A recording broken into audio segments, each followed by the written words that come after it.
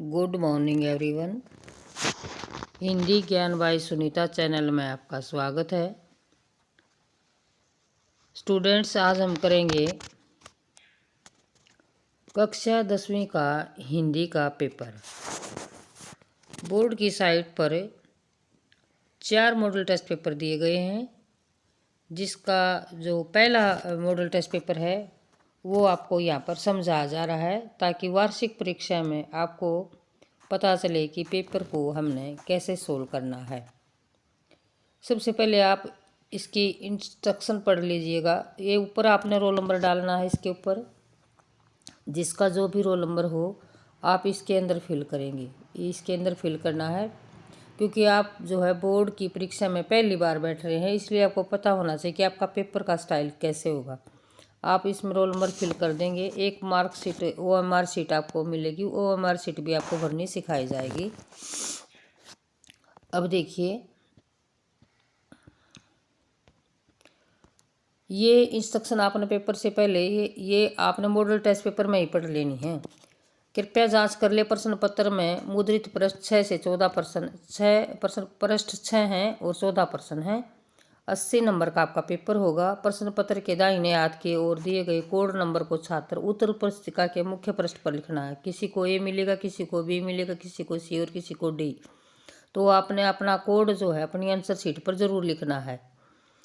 तीसरी बात यह है कि कृपया प्रश्न का उत्तर लिखना शुरू करने से पहले प्रश्न का क्रमांक अवश्य डालें। आपने प्रश्न नंबर जरूर डालना है। यदि आप प्रश्न नंबर नहीं डालेंगे तो एग्जामिनर जो है फ्रस्ट्रेट हो जाएगा साइन कर ढूंढते ढूंढते आपके क्वेश्चन को कि कौन सा क्वेश्चन नंबर है, और आपको नुकसान उठाना पड़ सकता है। इसलिए आप प्रश्न संख्या जरूर डालिएगा। आगे देखिए, उत्तर पुस्तिका के बीच में खाली पन्ना नहीं छोड़ना है बेटा, बीच में खाली नहीं छोड़े, रूटीन से करें। क्रमांक अनुसार आप प्रश्नों का हल लिखिएगा। उत्तर पुस्तिका के अतिरिक्त कोई अन्य सीट नहीं मिलेगी। इसके अनुसार इसमें बहुत सारे पेजेज होते हैं, आपको अन्य सीट की ज़रूरत नहीं मिलेगी।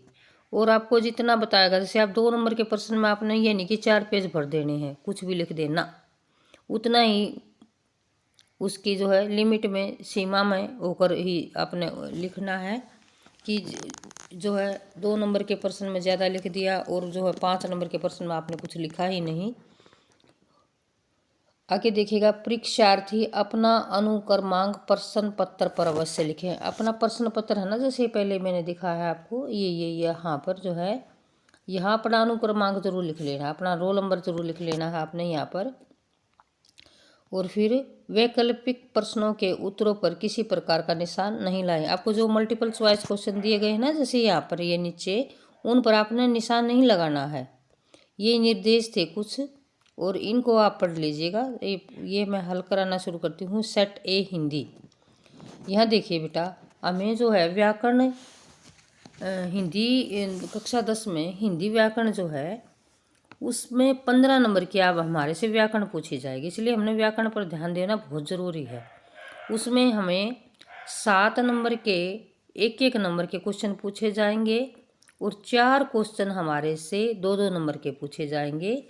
ये 8 नंबर के होंगे और टोटल जो है 15 नंबर की हो जाएगी। कैसे कि हमारे से जो है 7 प्रश्न जो है एक नंबर के पूछे जाएंगे। 7 क्वेश्चन एक नंबर के, ये हो जाएंगे 7 नंबर आपके। उसके बाद 4 क्वेश्चन 2 नंबर के हमारे से पूछेगा, ये हो जाएगा 8, ये हो जाएगा 8 और टोटल हो जाएंगे हमारे ये 15 अंक के। ये होगी हमारी व्याकरण, 15 नंबर की आएगी। साथ ही बताती चलूँगी मैं कि कौन कितने नंबर का आ रहा है और कैसे। तो समझ लीजिए 7 अंक के छोटे प्रश्न और 4 प्रश्न 2 अंक के, ये हो गया 8 और टोटल आपकी व्याकरण होगी 15 नंबर की। अब देखिएगा, व्याकरण पर प्रश्न नंबर 1 देखिए बेटे, व्याकरण पर आधारित निम्नलिखित बहुविकल्पीय प्रश्नों के उचित विकल्प चुनकर अपनी उत्तर पुस्तिका में लिखिए। ये 4 ऑप्शन आपको दे दिए गए हैं और इनमें से ढूंढना है। राजपुरुष में समास का भेद बताइए। राजपुरुष में समास का भेद बताइए। तो सबसे पहले हम राजपुरुष को तोड़ लेते हैं। राजपुरुष राजा का पुरुष। तो ये कौन सा समास हो जाएगा? इसमें जो है कारक चिन्ह है तो ये तत्पुरुष समास में चला जाएगा। ये इसका राइट आंसर होगा। आगे देखिए, दूसरा है ये आगे संधि वाला, कि इसमें हमने संधि बतानी है बेटे। विद्यालय में संधि का भेद बताइए। विद्या इसको हम तोड़ लेंगे। सबसे पहले विद्या जमा में आलय, विद्या जमा में आलय, और विद्या जमा में आलय में देखो विद्या और आलय, ये हो गया विद्या बेटे, और ये हो गया जमा में आलय, और ये हो गया आ, और ये हो गया आ, और आ जमा आ हो गया, तो ये होगा विद्यालय। तो कौन सी संधि हो गई इसमें बताओ आप। अब आप ढूंढ ले इसको कि विद्या जमा आलय में कौन सी संधि हो गई। इसमें हो गई दीर्घ संधि, बड़ा हो गया आ जमा आ, बड़ा आ, तो यहाँ पर कौन सी संधि हो गई? दीर्घ संधि। ये इसका राइट आंसर। आगे देखिए, पर्यायवाची बताना है आपने। आपको तीसरी कक्षा से आप पर्यायवाची पढ़ते आए हो। रात्रि शब्द है, रात्रि शब्द का सटीक पर्यायवाची बताना। देखो आपको लगेंगे कि जैसे ना सारे के सारे, कई बार ऐसा होता है कि सारे के सारे एक जैसे से दे दिए जाते हैं, लेकिन बिल्कुल आसान है। रात्रि का होता है जैसे रात, रजनी भी रात्रि का पर्यायवाची है, और भी अनेक पर्यायवाची होते हैं, लेकिन यहाँ पर जो है सबसे अवसान नहीं होगा, दिवस नहीं होगा, भोर नहीं होगा। आप एलिमिनेट करना सीखिए ऑप्शन को, और उसके बाद उसका आंसर दीजिएगा। आगे देखिए बेटे, विलोम शब्द छाटने। विलोम क्या होता है? विलोम होता है विपरीत, विपरीत बताना उसका। चाहे तो विपरीतार्थक लिखा जाए, चाहे उल्टा लिख दे आपको, चाहे आपको लिख दे विलोम। ये एक ही शब्द के अनेक अर्थ हैं। ये पूछा है आपसे। विलोम शब्द, कोमल का विलोम शब्द क्या होगा? कोमल। कोई चीज़ कोमल है उसका क्या होगा? कठोर। ये सेकंड ऑप्शन इसमें आ जाएगा। अब पूछ रहा है आपसे कि उपसर्ग बताइएगा। उपसर्ग बताइए इसमें कौन सा है? उपसर्ग क्या होता है बच्चे? उपसर्ग किसी शब्द के आगे लगता है। उपसर्ग किसी शब्द के आगे लगता है। उपसर्ग से आप समझ लें उपसर्ग और प्रत्यय। प्रत्यय का पै है, पै का अर्थ समझ ले कि पीछे, और जो है उपसर्ग है, उपसर्ग में ए है, इससे समझ ले ऊ है इसका आगे। जो आगे लगे वो उपसर्ग, और जो पीछे लगे वो प्रत्यय। तो यहाँ उपसर्ग पूछ रहा है। उपसर्ग आगे, आगे क्या लगा हुआ है? अत्याधिक शब्द है। अत्याधिक शब्द का इसको तोड़ लो तुम, इसको तोड़ लो। अति जमा में अधिक, अति जमा में अधिक, तो कौन सा आएगा इसमें? अति और अति। देखो बेटा जब तोड़ेंगे ना तो अति को, तय को, छोटी की मात्रा आ जाएगी, और इसका सेकंड ऑप्शन बेटे सही हो जाएगा। आगे देखिएगा, अब पूछ रहा है हमारे से प्रत्यय। प्रत्यय जैसे मैंने पहले ही बताया कि प्रत्यय पीछे आएगा। प्रत्यय जो है किसी भी शब्द के पीछे की तरफ आएगा। तो पीछे क्या लगा? समाज शब्द है, सामाजिक शब्द है, इसको हम तोड़ लेंगे।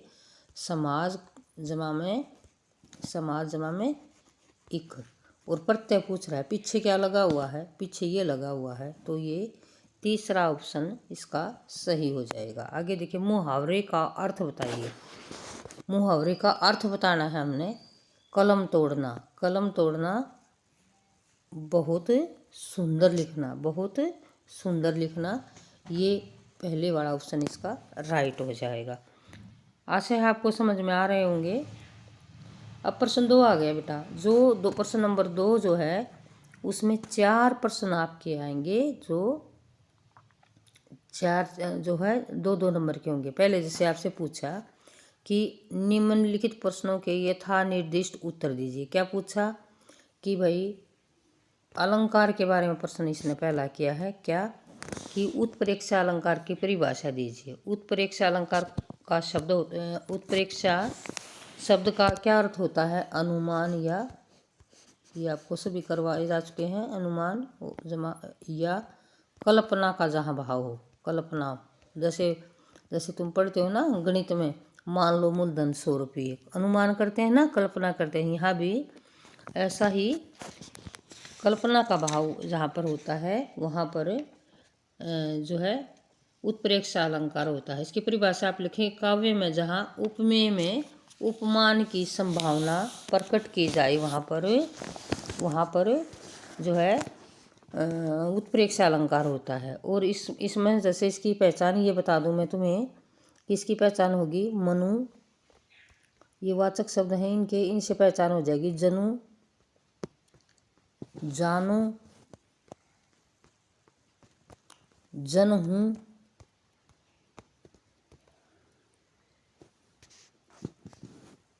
और मनु। ऐसे जो शब्द हैं ये सारे के सारे जो है ये उत्प्रेक्षा अलंकार की पहचान है। और इसकी परिभाषा में हमें लिखना है कि उत्प्रेक्षा का अर्थ अनुमान या कल्पना, और जहाँ उपमेय में उपमान की संभावना प्रकट की जाए वहाँ पर उत्प्रेक्षा अलंकार होता है। और उदाहरण पूछेगा आपसे, एक उदाहरण आपने याद रखना है, हर जो है अलंकार का आपने एक उदाहरण याद रखना है कि कहती हुई यूं उतरा के नेत्र जल से भर गए।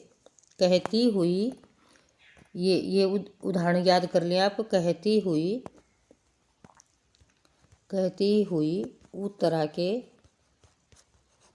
उतरा के नेत्र जल से भर गए, नेत्र जल से भर गए। कहती हुई उतरा के नेत्र जल से भर गए। हिम के कणों, अगली लाइन में लिखना है आपने ये, हिम के कणों से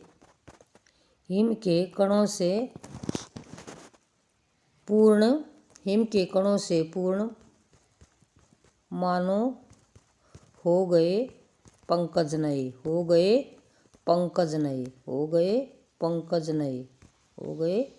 नए। ऐसे ये इसका उदाहरण हो गया। आगे देखिए अगला क्या है। अगला दोहा छंद की परिभाषा दीजिए। दोहा छंद क्या होता है? दोहा छंद एक अर्ध समात्रिक छंद है बेटे। दोहे की परिभाषा आपने याद करी होगी, अर्ध समात्रिक छंद है। इसके अंदर जो है 4 चरण होते हैं। 4 चरण होते हैं इसमें, 4 चरण होते हैं, 4 चरण हैं। और क्या बताना है आपने, पहले और तीसरे चरण में क्या होता है, 13 मात्रा होती हैं। और जो है दूसरे और चौथे चरण में क्या होता है कि 11 मात्राएं होती हैं। ये जो है आपको दोहा छंद की परिभाषा आपने ऐसे लिखनी है। अब क्या कहता है, अब जी इसका उदाहरण बताएं आप। जो है एक उदाहरण जो है दोहे का, किसी भी कबीर का दोहा या कोई भी, जैसे आपने 10वीं क्लास में अपनी पुस्तक में पढ़ा है, रे निरप बालक काल बस बोलत तो ही न संभार, धन हुई सम त्रिपुरा धनी विदित सकल संसार। कोई भी एक दोहा आप याद कर लीजिएगा। अगला क्या है, प्रश्न नंबर इसी का ही तीसरा भाग, गए भाग देखिएगा। ये भी 2 अंक का है। इसमें आपसे क्या पूछा, विकारी शब्द क्या होते हैं। विकार शब्द आपने पहले भी सुना होगा। विकार का अर्थ होता है परिवर्तन। तो फिर क्या कहता है कि जो है वाक्य में प्रयोग करते समय जहाँ लिंग वचन काल कारक आदि के कारण परिवर्तन हो जाए उसको विकारी कहेंगे। जहाँ जो है इसकी परिभाषा ऐसे लिखोगे आप, जहाँ लिंग वचन कारक आदि के कारण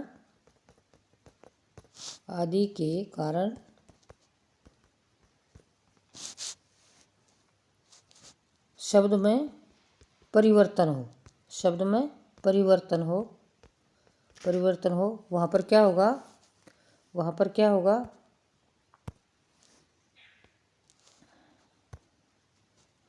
परिवर्तन हो, वहाँ पर उसको क्या कहेंगे, विकारी शब्द कहेंगे। जैसे उदाहरण के लिए क्या लिखेंगे इनके, जैसे पुस्तक, पत्ता पुस्तक, सारे के सारे जो है आना जाना, सारे के सारे विकारी शब्द हैं, क्योंकि वाक्य में प्रयोग करते हैं और लिंग वचन के कारण इनमें परिवर्तन हो जाता है। तो आगे देखिए अगला क्या है, शब्द और पद। शब्द भी आप पढ़ते आए हैं और पद भी आपने पढ़ा है। तो शब्द क्या है और पद क्या है, बिल्कुल माइनस ही इसके अंदर थोड़ा सा भेद होता है। ध्वनियों या वर्णों के सार्थक समूह को शब्द कहते हैं। ध्वनियाँ या वर्णों के, ऐसे याद करिएगा, वर्णों के सार्थक समूह को शब्द कहते हैं। सार्थक समूह को शब्द कहते हैं। वर्णों के सार्थक समूह को शब्द कहते हैं। ऐसे लिख लीजिएगा इसको। आगे देखें फिर पद क्या है जी। पद क्या है? जब जो है किसी शब्द को व्याकरण के नियमों के अनुसार वाक्य में प्रयोग किया जाता है। जब किसी शब्द को, अभी शब्द की परिभाषा आपने पढ़ ली, अब क्या पढ़ेंगे आप? पद क्या है? पद क्या है? क्या कहता है? जब किसी शब्द को, क्या लिखेंगे? जब किसी शब्द को व्याकरण के नियमों के अनुसार, जब किसी शब्द को व्याकरणों के नियम के अनुसार वाक्य में प्रयोग किया जाता है। वाक्य में प्रयोग किया जाता है पद कहलाता है। प्रयोग किया जाता है तो वह पद कहलाता है। व्याकरण के नियम में वाक्य को प्रयोग किया जाता है, वह पद कहलाता है। ये पद की परिभाषा है। शब्द की परिभाषा और पद की परिभाषा। उसके बाद देखो, उसके बाद आ गया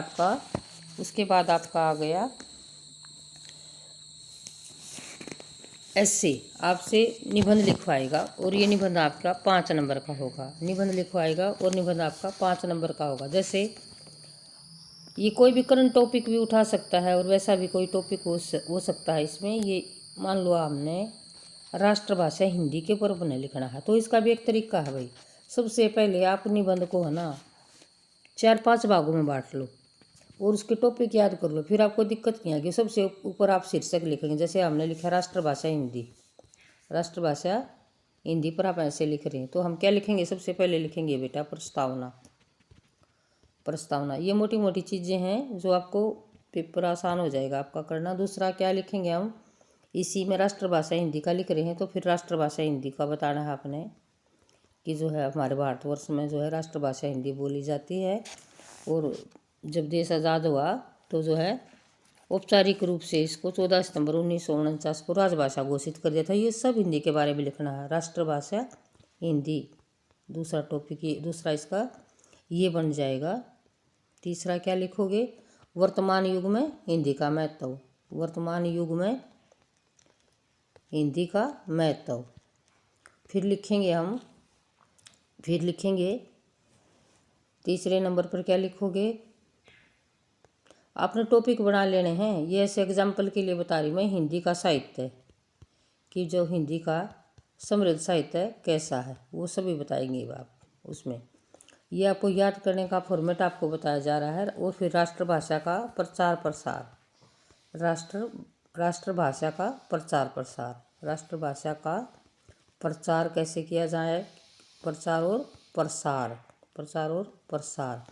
और फिर उसके बाद 5वें नंबर पर हम लिखेंगे बेटे उपसंहार, यानी जब हम उसका अंतिम पड़ाव पर पहुंच गए हैं ऐसे के पे। ऐसे इसके 5 भाग बना लीजिएगा। आपको 5 नंबर बड़ी आसानी से आ जाएंगे। एक आधा कोट है जो वो याद कर लीजिए। जैसे हिंदी के लिए आप जो है काफ़ी सारे, जैसे हिंदी दिवस जब मनाते हैं तो बच्चों को काफ़ी सारी चीज़ें ये याद होती हैं। उनसे भी कोई अपना एक कोट 2 लाइनों की, जैसे हिंदी में गुण बहुत हैं, सब भाषा की ताज, आओ मिलकर ये करें निश्चय हम सब आज हिंदी पढ़ें और पढ़ाएं, सारे जहां में देश का हम मान बढ़ाएं। ऐसे ही कोट याद कर ले जाए। भारत के बहाल की है यह बिंदी, सब भाषा में अव्वल जग भाषा में हिंदी। ऐसे ही कोट याद करिएगा। और भी जो है आपका अच्छा सा ऐसे बन जाएगा। ऐसे कोट याद करके जब आप लिखेंगे, उसके बाद आपसे पूछ रहा है ये कि आपको एक पत्र दिया जाएगा और एक प्रार्थना पत्र दिया जाएगा। आपको एक पत्र दिया जाएगा, एक प्रार्थना पत्र। देखो बेटा, ये वीडियो थोड़ी सी लंबी हो जाएगी क्योंकि हर चीज़ को समझाया जा रहा है आपको, तो इसमें जो है बिल्कुल कोताही ना करें। एक मॉडल टेस्ट पेपर को बहुत जो है ध्यान से देख लें, फिर थोड़ा सा बेशक से 2x की स्पीड में पढ़ लेना इसको। एक तो आपको पत्र दिया जाएगा और ये दूसरा दिया जा रहा है आपको प्रार्थना पत्र। ये एक जो है ये पत्र है और ये हो गया आपको प्रार्थना पत्र। तो आपने जो है ना पत्र और प्रार्थना पत्र ये सभी बार बार पढ़ते आए हो, आप जिसमें कंफर्टेबल हो वो लिख दीजिएगा। ये तो छुट्टी के लिए हमेशा ही प्रार्थना पत्र आप लिखते हो, ये तो सभी को बच्चों को आता होगा, ऐसी उम्मीद है मुझे। और ये पत्र है। पत्र में आपने पत्र का भी फॉर्मेट बिल्कुल सिंपल सा है। छोटे भाई को जन्मदिन की शुभकामना, ये इसका विषय है भाई। तो हमने पहले से परीक्षा भवन यहाँ पर लिखेंगे। पत्र का फॉर्मेट सबको पता, परीक्षा भवन क ख ग, यहाँ दिनांक लिख देंगे, ठीक है। और फिर किसको लिख रहा है, छोटा भाई, तो प्रिय अनुज, और फिर जो है यहाँ पर विषय को मेंशन कर दिया जाएगा और नीचे आपका भाई, बस ख़त्म। ऐसे ही लिखना है, कोई बिल्कुल भी मुश्किल नहीं है। अब खंड ख में पैर रखते हैं हम कि क्या है खंड ख। खंड ख में हमारे में क्या आएगा। खंड ख हमारा क्षितिज काव्य खंड के आधार पर निम्नलिखित बहुविकल्प प्रश्नों के हमने उचित आंसर देने हैं। हमने क्या क्या आएगा, ये क्षितिज में आ गई है। हम क्षितिज काव्य खंड हमारा वो 20 नंबर का होगा बेटा। ये अब समझ लें, क्षितिज काव्य खंड हमारा 20 नंबर का होगा। उसमें क्या होगा कि जो है हमें 6 प्रश्न दिए जाएंगे 1-1 नंबर के। जैसे ये आपने देख भी लिया होगा यहाँ पर 1 गुणा में 6, सॉरी 6 गुणा में 1 आएगा भाई। 6 प्रश्न और 1-1 नंबर के, 6 नंबर के तो छोटे प्रश्न हो गए तुम्हारे। फिर एक 5 नंबर का प्रश्न आएगा आपका, ठीक है जी। और नहीं 5 प्रश्न है, ये मल्टीपल चॉइस पर क्वेश्चन दिए जाएंगे आपको, बहुविकल्पीय प्रश्न दिए जाएंगे। ये भी फिर क्या क्या कह रहा है ये कि 1 प्रश्न 3 नंबर का आएगा, 1 प्रश्न 3 नंबर का इसमें आएगा। 1 प्रश्न जो है आपका 3 नंबर का आएगा और 2 प्रश्न जो है इसमें आपके 3-3 नंबर के आएंगे। और ये 5 और 3 8 और 6 14 और 6 ये हो गए भाई, 6 हो गए टोटल है ना। आपकी कविता वाली किताब 20 नंबर की हो गई। 20 नंबर की आपकी कविता वाली किताब आएगी। ये क्षितिज काव्य खंड है ना आपका, ये 20 नंबर का है। इसमें क्या हो गया, 6 छोटे प्रश्न हो गए तुम्हारे और एक ये पैराग्राफ है, उसमें तो मल्टीपल चॉइस क्वेश्चन 5 आएंगे 1-1 नंबर के। 5 नंबर के ये हो गए।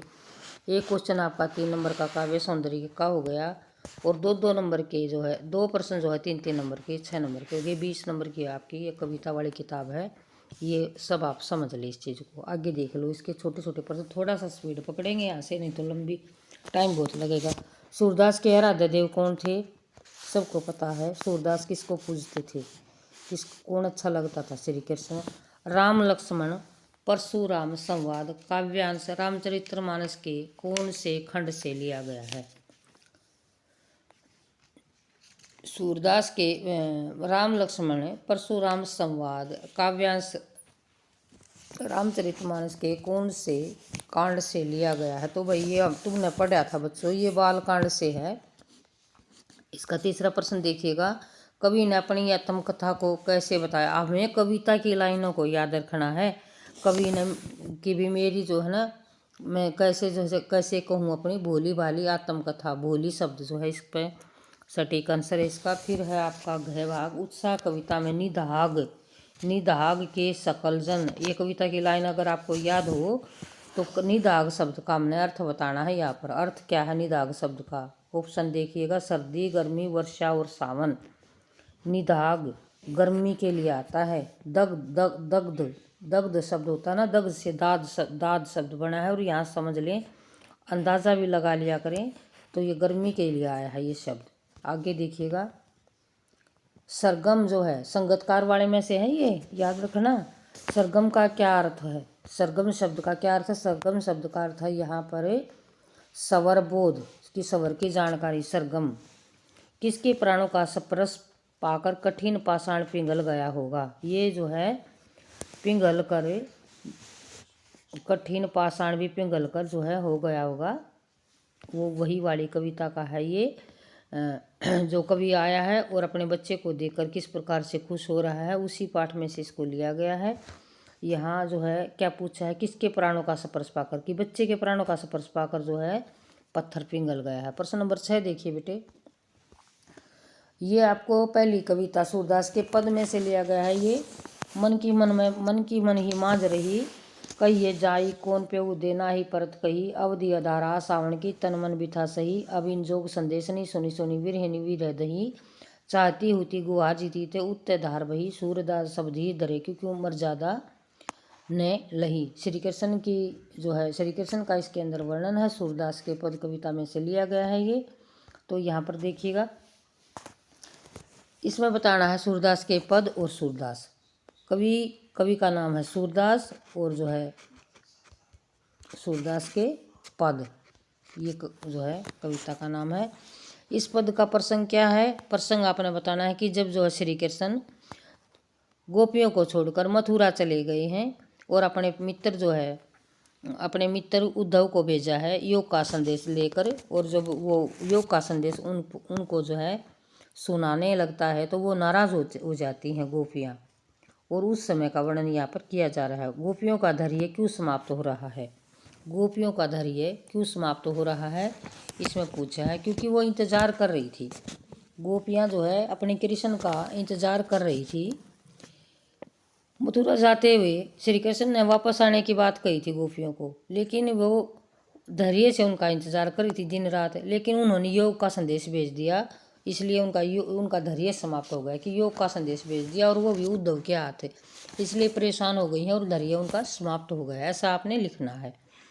अनुप्रास अलंकार का आपने उदाहरण देना है। तो अनुप्रास में क्या होता है? वर्ण की आवृत्ति होती है बार बार। देखो अवधि आधार आ सावण की ए की आवृत्ति बेटा, यहाँ पर अनुप्रास अलंकार है, यहाँ पर है अनुप्रास अलंकार। ठीक है जी। आगे देखिएगा, गुहारी शब्द का क्या अर्थ है? गुहारी माने सहायता के लिए पुकारना, मदद के लिए पुकारना, मदद के लिए पुकारना, ये होता है पुकारना। ये किसका है? उदाहरण है ये इसके अंदर इससे उठाएगा, इसका अर्थ है इसका अर्थ है मदद के लिए पुकारना। ये हो गए 6 क्वेश्चन आपके रेडी हो गए हैं। 7वां देखो बेटे, 7वें में क्या कहता है? सूर समर करणी करही कही न जनाभी आपू, विद्यमान रन पाई रिपु कारित कथी प्रतापू। ये लाइन दे दी है आपको, और क्या पूछा है इसका पूछ रहा है भाव। और पहले तो इसका भाव बताओ कि क्या कहना चाह रहा है इसमें, और फिर क्या कहता है, फिर इसका काव्य सौंदर्य बताओ। दो चीज़ें इसने बता दी। क्या है इसमें? हमने भाव सौंदर्य में बताना है कि इन पंक्तियों में, भाव सौंदर्य में हम क्या बताएंगे कि इन पंक्तियों में क्या बताया गया है? लक्ष्मण के माध्यम से सच्चे सूरवीर की विशेषताएं जो है, लक्ष्मण के माध्यम से सच्चे वीर जो होता है ना, सच्चा सूरवीर जो होता है, जो लड़ाई में लड़ता है, सूरवीर की विशेषताएं समझ लीजिएगा बेटा। आपने याद कर रखे होंगे, नोट कर लेना अपनी कॉपी में। सूरदास की जो है सूरवीर की विशेषताएं बताई हैं इसमें। और आगे है, ये है ना आपके उस इसमें जो ये दिया गया है ना, इसका ये जो पार्ट है ये आपकी उसमें से हटा दिया गया है, उसी में से उठा के इन्होंने दे दिया है। तो आप जरूरी नहीं कि आपकी परीक्षा में यही आएगा, लेकिन आपसे पूछा इस प्रकार जाएगा। तो भाव सौंदर्य में आपने उसकी व्याख्या कर देनी है। अब आप शिल्प सौंदर्य पर आइएगा। क्या है शिल्प सौंदर्य में? अब आप शिल्प सौंदर्य पाइए। शिल्प सौंदर्य में क्या? शिल्प का अर्थ होता है बनावट।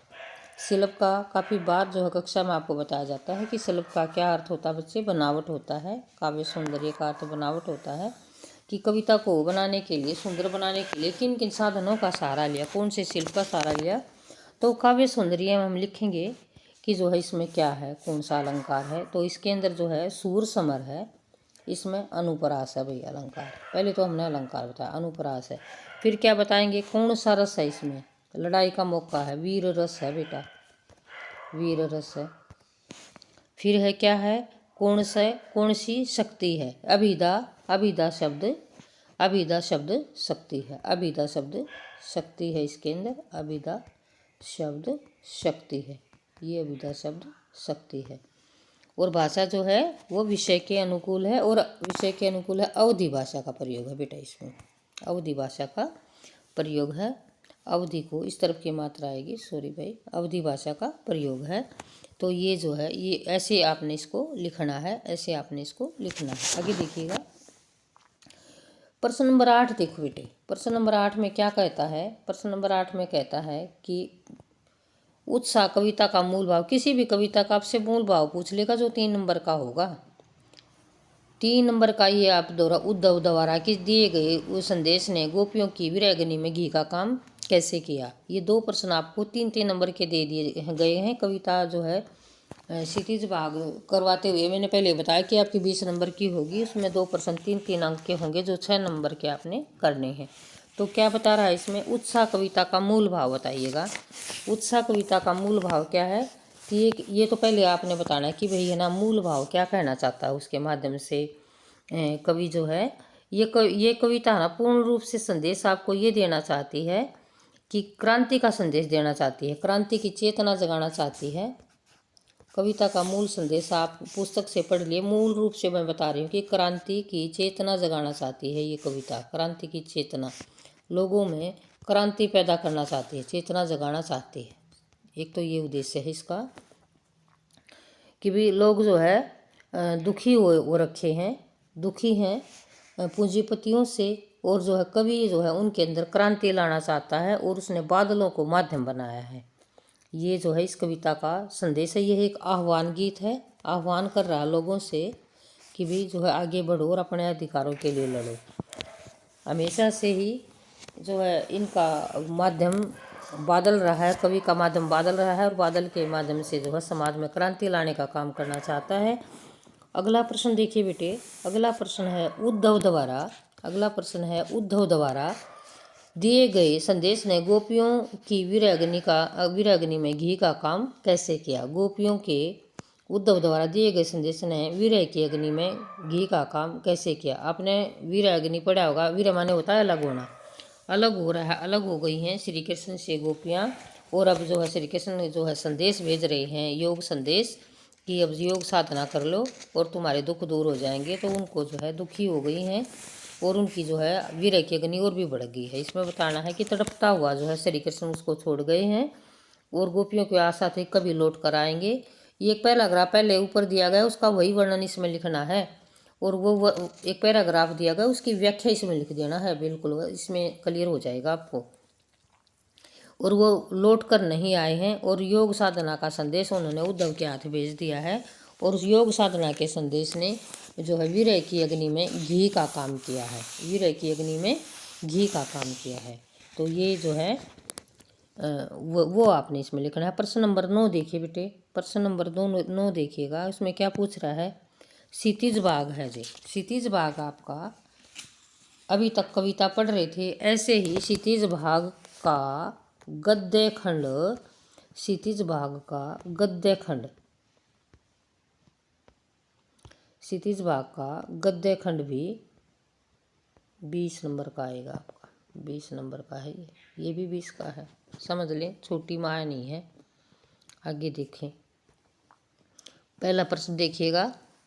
हालदार साहब, पहला ही स्वयं प्रकाश वाले में से है ये। हालदार साहब किसकी देशभक्ति के सामने नतमस्तक थे? हालदार साहब किसकी देशभक्ति के सामने नतमस्तक थे? पान वाले, कैप्टन, ड्राइवर और मोतीलाल। 4 ऑप्शन हैं, बताइएगा कि कौन सा ऑप्शन इसमें सही आएगा।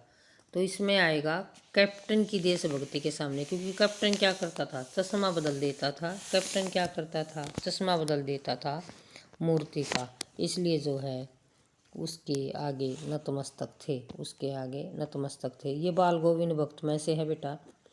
बाल गोविंद भक्त की प्रभातियाँ कब तक चलती थी? बाल गोविंद भक्त की प्रभातियाँ फागुन मास तक चलती थी। कब तक चलती थी? फागुन मास तक। अगला देखो, बाल गोविंद भक्त किस कद के व्यक्ति थे? मझोले कद के व्यक्ति थे। बाल गोविंद भक्त मझोले कद के व्यक्ति थे। अगला देखिएगा, मनु भंडारी का परिवार अजमेर के कौन से मोहल्ले में रहता था? मनु भंडारी का परिवार अजमेर के कौन से मोहल्ले में रहता था? तो यह जो है ब्रह्मपुरी मोहल्ले में रहता था भाई, ब्रह्मपुरी मोहल्ले में रहता था। ये मनु भंडारी का परिवार जो है वह ब्रह्मपुरी मोहल्ले में रहता था। फिर है ये नरकट वाला। नरकट नामक घास डुमरा गांव की किस नदी पर पाई जाती है? बार बार पेपर में रिपीट हुआ है भाई, ये सोन नदी के किनारे पाई जाती है। संसार में मजदूरों को सुखी देखने का सपना किसने देखा? कार्ल मार्क्स ने देखा था भाई। ये रहा। अगला प्रश्न देखो, ये पैराग्राफ दे दिया है आपको, और ये देखो ये पहले ही बताया था मैंने कि पैराग्राफ में ये आपको दे दिए प्रश्न 5, ये 5 प्रश्न दे दिए हैं पैराग्राफ में, ये वाले 1-1 नंबर के हैं। ठाली बैठे, ये है ठाली बैठे कल्पना करते रहना पुरानी आदत है। नवाब साहब की असुविधा और संकोच के कारण अनुमान करने लगे और संभव नवाब साहब ने बिल्कुल अकेले यात्रा कर सकने के अनुमान में किफ़ायत के विचार से सेकंड क्लास का टिकट खरीद लिया हो और अब गवारा न हो और शहर का कोई सफ़ेद पोश उन्हें मंजिले दर्जे में सफ़र करता देखे। अकेले सफ़र का वक्त काटने के लिए खीरे खरीदे होंगे, अब किसी सफ़ेद पोश के सामने खीरा कैसे खाए। ये जो है लखनवी अंदाज से लिया गया है और जो है लेखक हैं यशपाल। पाठ का नाम क्या है? पहला ही प्रश्न का आंसर ये है कि लखनवी अंदाज़ा हो गया वह खीरा देखते ही। और यशपाल जो है ये इसका क्या है? यशपाल इसका लेखक है। दूसरा देखो भाई, लेखक की पुरानी आदत क्या थी? बताओ क्या थी? खाली पहली ही लाइन में कह दिया है कल्पना करते रहना थी उसकी पुरानी आदत। ये दूसरे का आंसर है, कल्पना करते रहना कवि की लेखक की आदत है क्योंकि वह रचनाकार है। अगला देखिए क्या पूछ रहा है तीसरे में कि लेखक ने नवाब के बारे में क्या सोचा होगा। लेखक ने जो है नवाब साहब के बारे में अकेले यात्रा करने के लिए सोचा होगा और किफ़ायत यानी बचत के लिए उसने सेकंड क्लास का टिकट खरीदा होगा और जो है लेखक के आने पर वह संकोच कर रहा होगा। ये जो है ये यहाँ तक ये समझ लीजिए आप, आपके तीसरे का आंसर है ये। और चौथा देखो भाई क्या पूछता है, लेखक नवाबों के विषय में किस धारणा से ग्रस्त है। लेखक नवाबों के विषय में किस धारणा का कि बनावटी शैली है, जो बनावटी पूर्ण में जीते हैं, बनावटी शैली की आदत है इनको, बनावटी शैली के आदी हैं, बनावटी शैली के आदी हैं। ठीक है जी, ये हो गया। अब देखो इसका अड़े भाग लास्ट वाला देखिए बेटा इसका। नवाब साहब खीरे क्यों नहीं खा रहे थे भाई? क्योंकि खीरा बहुत सस्ती वस्तु है, दिखावे में जीता है ना, दिखावे में जी रहा है और कोई उसको देख रहा है तो क्या है कारण? क्या है कारण बताएंगे हम कि खीरा सस्ती वस्तु है, पहला तो सस्ता है खीरा। दूसरा खुद को धनवान दिखाना चाह रहा है, अमीर हूँ मैं तो धनवान दिखाना चाह रहा है। और जो है यदि वो लेखक के सामने खीरा खाता तो क्या होता कि उसकी असलियत का पता चल जाता, ये इसमें लिखना है, उसकी असलियत का पता चल जाता। ये इसका आंसर हो गया बेटा। लंबी हो रही है वीडियो, लग रहा होगा आपको कि काफ़ी लंबी बना दी। ये जीवन परिचय देखना है भाई आपने यशपाल का, तो यशपाल का कर लें, किसी का लिख लें, मनु भंडारी का, जिसका भी आप याद कर सकें। सबसे पहले काफ़ी बार बताती हूँ मैं कि आपने जीवन परिचय को कैसे लिखना है, काफ़ी बार आपको बताया गया है, अब फिर से बता रही हूँ ताकि आपको याद आ जाए, रिमाइंड हो जाए फिर से। तो जीवन परिचय बेटे लिखते समय क्या करेंगे, हम पहले लिखेंगे जीवन परिचय, मोटी सी पहचान है कि भी हमने 5 नंबर ऐसे नहीं मिल जाने हैं। जीवन परिचय में लिखेंगे कितना पढ़ा, कब जन्म हुआ, कब मृत्यु हुई, कि उसने दुख सुख झेले। उसके बाद लिखेंगे हम उसकी रचनाएं लिख दो या साहित्यिक रचनाएं लिख दो, एक ही काम है। फिर क्या लिखोगे आप, फिर रचनाओं का वर्णन करेंगे, कितने उपन्यास, कितनी कहानी, कितने व्यंग्य लेख, क्या क्या लिखा। फिर उसके पुरस्कार लिखेंगे कि क्या इनाम लिया उसने। फिर क्या लिखेंगे उसकी साहित्यिक विशेषताएं। ये पॉइंट है ना, ये बनाओगे तो नंबर कटेंगे नहीं। आगे है फिर लिखेंगे उसकी भाषा शैली, लास्ट में लिखेंगे कि भाषा कैसी है उसकी। और भाषा भी कभी जब लेखकों की जब तुम लिख रहे हो ना तो भाषा शैली सब मोस्टली एक जैसी होती है, थोड़ा बहुत भाषा में अंतर होता है, तो वही लाइन है जो है रिपीट कर लेना है आपने। ये 5 नंबर का आपसे पूछा जा रहा है। और जो है इस प्रकार से अगर आप नोटिंग करके लिखोगे तो आपको अच्छे नंबर मिल सकते हैं। अब प्रश्न नंबर 12 और 13 और 14 3 प्रश्न आपके रह गए हैं। ये है, हाँ जी, प्रश्न नंबर 12 में 2-2 नंबर के ये 2 प्रश्न पूछे जा रहे हैं आपसे। नेताजी का चश्मा पाठ के आधार पर पान वाले का रेखा चित्र आपने प्रस्तुत करना है। आपने पान वाले का चरित्र बताना है कैसा था। पान वाले का चरित्र आपने बताना है कि पान वाले का चरित्र कैसा था। तो पान वाले का चरित्र बताना है कि भी मुंह में हमेशा पान भरे रहता था, थूकता रहता था, रस कैसा था, आसोड़ था, मजाकिया था, शरीर से मोटा था। लिख दे कोई ना, ऐसे तो यही लिखना है इसमें। फिर है पान वाले का व्यक्तित्व आपने बता दिया। पान वाले का व्यक्तित्व आपने बता दिया कैसा था। पान वाले का व्यक्तित्व आपने बताया कि जो है हंसमुख था, है ना, मोटे पेट वाला था, याद होगा, मोटे पेट वाला था, है ना, मोटा था, मोटे पेट वाला था। फिर क्या था, पान खाता था ना, पान खाता था। फिर क्या करता था, और हंसता था तो तोंद हिलती थी, हंसता था तो तोंद हिलती थी। ठीक है, ऐसे लिखोगी तुम। इसका चरित्र पूरा लिख देना, याद होगा। सबसे जो है फनी करेक्टर था उस पाठ का। ठीक है जी, याद होगा आप सभी को। अब आपका इसका ख पाठ देखो बेटे, इसका ख पाठ देखो, चाहे 2 बार करके देख लेना, लेकिन वीडियो को पूरी ज़रूर देख लेना। आपको जो है बहुत कम मेहनत में बहुत ज़्यादा जो है फ़ायदा होने वाला है। पाठ में आए बिस्मिल्लाह खां वास्तविक अर्थों में एक सच्चे इंसान थे। पढ़ा होगा ना, सच्चे इंसान कैसे थे, सच्चे इंसान थे कैसे थे, ये आपको बताएंगे भाई कैसे थे सच्चे इंसान। बिस्मिल्लाह खां जी एक सच्चे इंसान की, इंसानियत की प्रतिमूर्ति थे, एक सच्चे इंसान थे।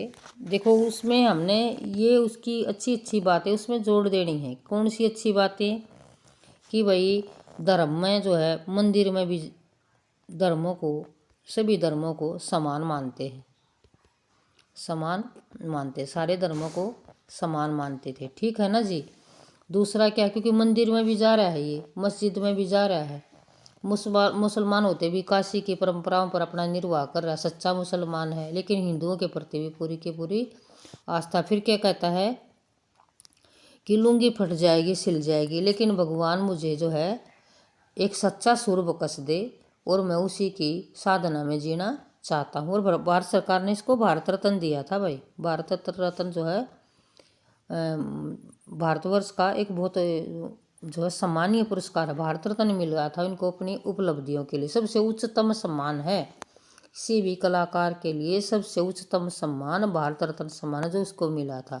सभी धर्मों को सम्मान मानते हैं, अपने पेशे को बहुत पवित्रता से उसमें काम करते हैं, परमात्मा में पूरी आस्था रखते हैं। हिंदू और मुस्लिम होते भी हिंदुओं के प्रति पूरी की पूरी आस्था है, काशी जैसी परंपराओं का पूर्ण रूप से निर्वाह करते हैं। ये सब इसमें आपने बता देना है। उसके बाद बेटा घ भाग आ गया है कृतिका का। कृतिका के मोस्टली कभी 3 या किसी कक्षा में 4 पाठ होते हैं, किसी कक्षा में 3 पाठ होते हैं, किसी कक्षा में 4 पाठ होते हैं। कृतिका आपकी 7 नंबर की आएगी बेटा, जैसे दिखा रखा है आपको। कृतिका आपकी 7 नंबर की आएगी। 7 नंबर जो है कृतिका के लिए आपको मिलेंगे, कृतिका के लिए आपको 7 नंबर मिलेंगे। उसमें क्या पूछ रहा है कृतिका में, ये कृतिका में इसने पूछा क्या कि भाई माता का आंचल पाठ है भी 3 नंबर का प्रश्न। माता का आंचल पाठ का आपने मूल भाव बताना है। माता का आंचल पाठ का आपने मूल भाव बताना है कि माता के आंचल में क्या है। माँ की एक सजीव चित्र प्रस्तुत किया है। बचपन का बड़ा वर्णन अच्छा किया, इसमें बचपन का मनोरम चित्र प्रस्तुत किया है। बचपन का वर्णन इसमें किया है, इसमें बताना है कि बचपन का वर्णन है। आपका जैसा बचपन है ऐसा ही यहाँ लेखक का बचपन रहा है।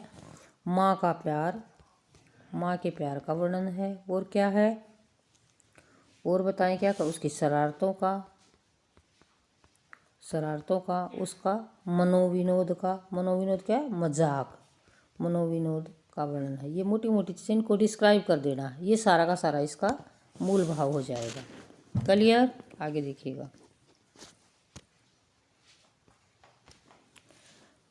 फिर क्या कहता है, चाहे तो ये वाला कर दो भाई, फिर या चाहे सना सना हाथ जोड़ी वाला कर दो। इनमें से एक प्रश्न आपने करना है, ये भी 3 नंबर का है। सना सना ये जो है हिमालय में गई हुई है लेखिका और वहाँ का वर्णन कर रही है। हिमालय की चोटियाँ, वहाँ का वर्णन क्या लिखना है आपने इसमें कि हिमालय की चोटियाँ जो है इस यात्रा वृत्तांत में लेखिका ने हिमालय का कौन कौन सा चित्र खींचा है, ये पूछ रहा है आपसे।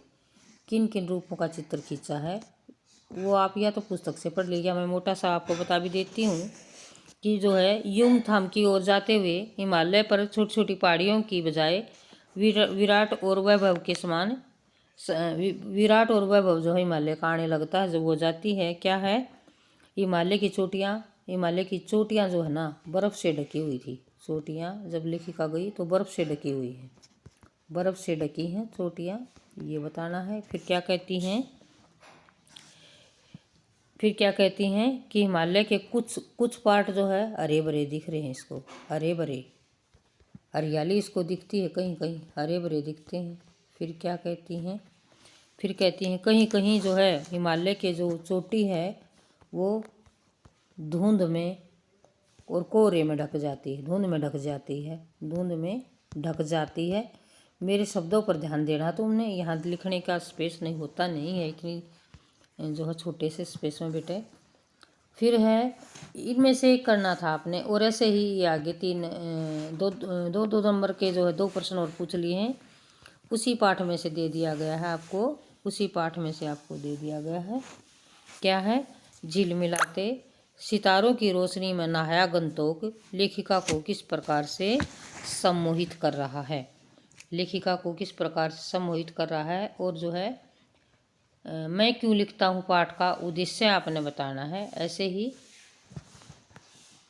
मैं क्यों लिखता हूँ पाठ का आपने उद्देश्य बताना है। और यहाँ पर जो है ये प्रश्न आपको मैं क्यों लिखता हूँ पाठ का उद्देश्य आप जो है हिंदी पर छिड़ी चर्चा में भाग लेने के लिए लिखा था लेखक ने, और अपने विचार रखते हुए लिखता है कि भीतर की व्यवस्था जो है ना, क्यों लिख रहा है ना, इस पाठ का उद्देश्य ये है, क्यों लिखता हूँ इस पाठ का उद्देश्य ये है कि जो है ना अंदर की व्यवस्था, व्यक्ति को मनुष्य के मन की व्यवस्था, मुख्य रूप से मुझे तो यही लगा कि मुख्य रूप से अंदर की व्यवस्था जो है ना, अंदर की व्यवस्था मनुष्य को लिखने के लिए मजबूर करती है, और अंदर की व्यवस्था के लिए लिख रहा है यहाँ पर, और इसका डिस्क्राइब कर देना इसी बात को, यही इसका आंसर हो जाएगा। और प्रश्न नंबर 14 है भाई, ये है नैतिक शिक्षा। अंतिम प्रश्न पर पहुँच गए हैं, अब ज़्यादा इंतज़ार नहीं करना पड़ेगा, 2 नंबर के हैं भाई। विद्यार्थी जीवन में आप ईश्वर को कैसे प्रसन्न कर सकते हैं। अच्छे गुण अपनाने हैं, जीवन को अच्छा बनाना है। अच्छे गुण अपनाकर, देखो भाई ये पहले का आंसर देखो, अच्छे गुण अपनाकर